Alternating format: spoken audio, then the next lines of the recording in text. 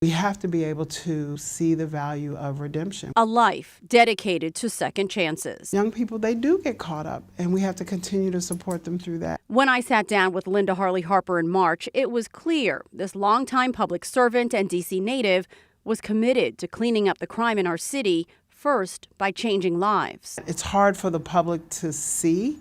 We want immediate change, but there are incremental progress that we can point to be able to witness transformation from these young men who used to wreak havoc in their communities, who have made a conscious decision to now be positive role models and to be peace ambassadors, and to be able to tell me what I need to do to help others coming behind them is exactly why I do what I do. Harllee Harper was appointed director of the district's first ever gun violence prevention office in the height of the pandemic.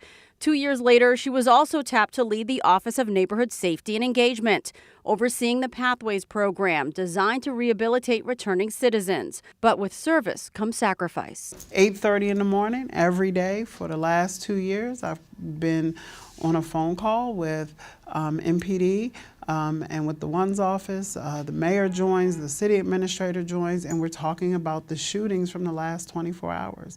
That's been every single day for the last 2 years. That is a lot. Those things weigh on you. I miss her. I miss her a lot. Sandra Seegers with the group Concerned Residents Against Violence recently collaborated with Harllee Harper for a youth job and life skills workshop in Anacostia.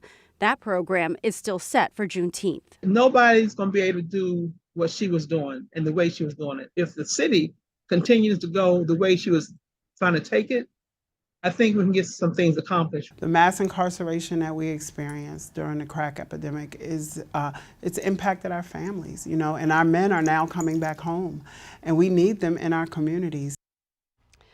Linda Harllee Harper was a wife and a mother to a 17-year-old son whom she loved and bragged about all the time. She was a champion for so many in the city, fighting for that second chance. She also hosted a radio show on WPFW about restorative juvenile justice.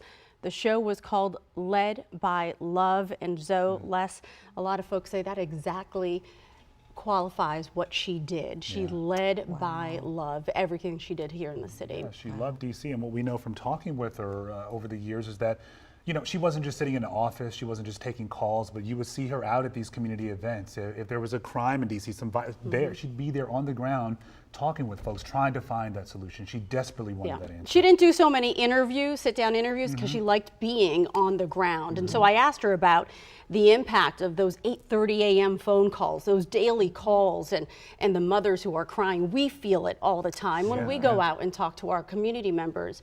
And she said, you know, she not only finds peace with family, but she finds purpose and she finds solace with those folks in the community that she's trying to help.